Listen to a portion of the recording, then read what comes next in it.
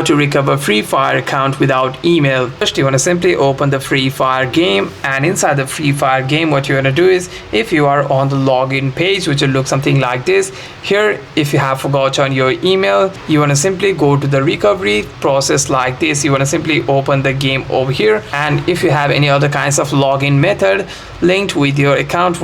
for example your Facebook, your Google, your X or VKID over here, you want to simply tap on one of these options however your account was linked. After that, if you are not able to log in into your account, what you want to do is you want to simply go to the support team over here. You want to simply tap on account recovery option over here, and by doing so you want to simply tap on go to,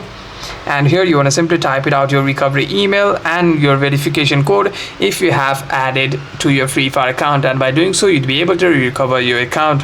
Hope this video was helpful, and if you have any further questions, make sure to leave a comment down below.